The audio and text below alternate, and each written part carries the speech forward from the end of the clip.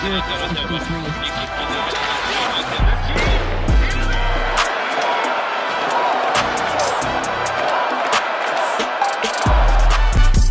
there and welcome to this bonus episode of the Gazette's Hockey Inside Out Show. I'm Stu Cowan of the Gazette and I'm joined by my regular partners here, former Canadiens teammates and 1986 Stanley Cup champions, Rick Green and Chris Nilan.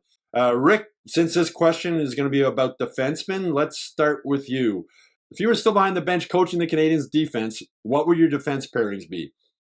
Well, I think the way that they've got it set up right now, it seems to be working fine. Matheson and Dobson seem to really enjoy and feed off each other, very effective. And then, Struble, working with Hudson, he's a kind of a stay-home guy. Hudson gets an opportunity to do his thing offensively, and Carrier and Gouli are playing and complement each other. And I think it's really important, and the guys sense it and feel it back there as pairings, that you have to feel good about who you're playing with and start to gear up towards the playoffs, that this is who you're going to be playing with.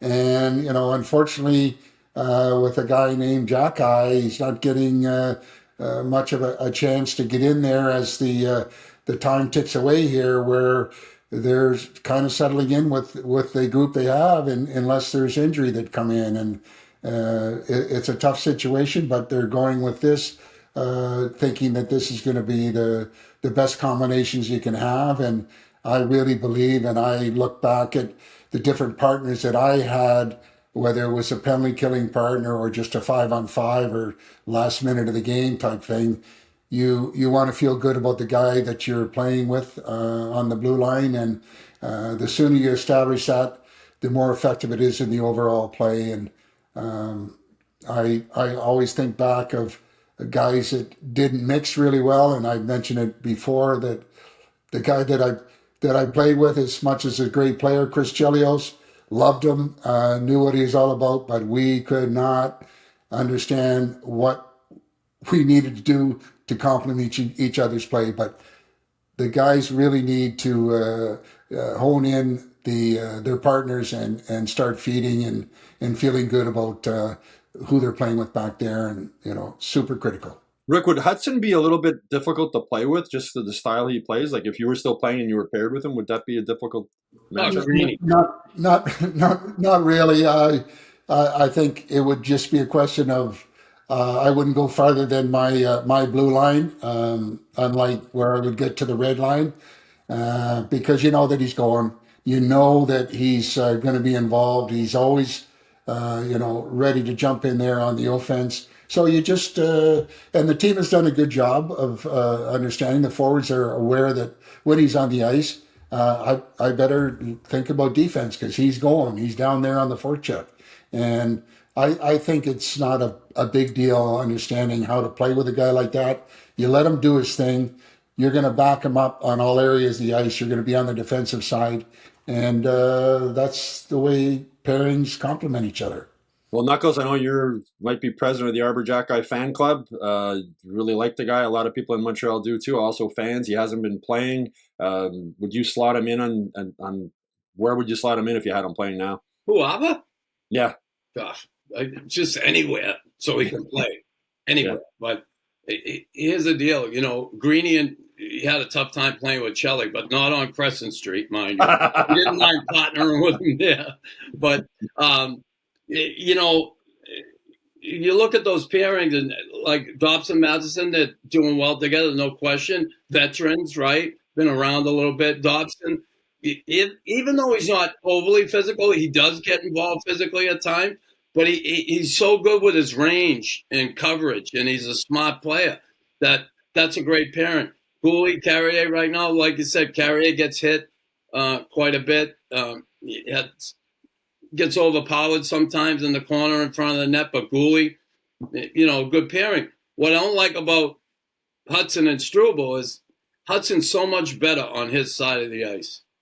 You see so much more of him when he's on the left side, that offensive part of the game. He seems just so much more comfortable there, and I think they don't mind using him on the right side because, he can do it. I just think he's better on his natural side. And where they don't have another righty other than down in Laval. That's where he's going to be, I guess. But yeah, we'll see what happens here. They got those 6D now going. They won last night. They won against the Islanders. I don't think they're going to change anything. And the only time anything changes is if someone gets hurt. So, yeah, they just do the best with what they have. Well, that left-right thing, that's why I think, Kent Hughes was trying to get an experienced right-shot defense and big right-shot defense before the trade deadline. The price was too high. That's why they're also hoping David Reinbacher can develop the way they were hoping he would after they drafted him so high. Knuckles Rick said that he had couldn't really play with Chelios unless it was on Crescent Street, I guess. But I know you played most of your career with the Canadiens with Carbo and Gainey, and that was a great line. But did you ever have a line mate that you had a hard time sort of connecting with? Not really. I more or less, I was happy to play anyway. But Cabo and Bob, I felt most comfortable with, to be honest with you. And, I looked at early on, I played with Mark Hunter and Doug Riseborough. And, Rise forced you to listen, and we'd come back to the bench, and he'd have a list already on what's, Thank God we didn't have a goddamn iPad back then. He'd have been like, look at you, Joe. Riser was awesome, though. He in my young career, the early years, he really helped me for sure. But, yeah, I got to New York. I played with different players. It was an adjustment for me, but you adjust and get going. I played with Brian Mullen, Kelly Kissio, played with Thomas Sandstrom. I kind of bounced around a little bit. In Boston, I played with Bob Sweeney. I was fine getting along with all them guys. And, just do your job. Shut up and do your job. Rick, you didn't like playing with Chelos. Who was your favorite defense partner to play with? The Big Bird probably was an easy game. We just seemed to understand where we needed to go and how we could help each other out. And big body, big reach. It was enjoyable, and I thought we were pretty effective on doing what we had to do when we did get out there. And other than, me yelling at Larry a number of times not to throw the puck up the middle of the ice and get picked off, and then I'd have to play a 2-on-1 because you played that high-risk play. But overall, he was obviously a joy to play with back there. You never did that. You never threw the puck up the middle. No. Just Big Larry. Just Big Larry, yeah. So it was good memories and good times. Well, pretty cool too, Rick, that you and Larry ended up coaching together, right? When Larry was head coach in LA and you were assistant, that was something pretty cool to carry that relationship on. Yeah, it was. I'll call it entertaining when we looked down the bench and he had Wayne Gretzky and Curry and Tocchet and McSorley, and we're looking at each other like, okay, how do you coach these guys? Because they have no concern about what you're going to say to them because they're just going to go do what they want. But we enjoyed our time there, and with some pretty good players, and all history. Yeah.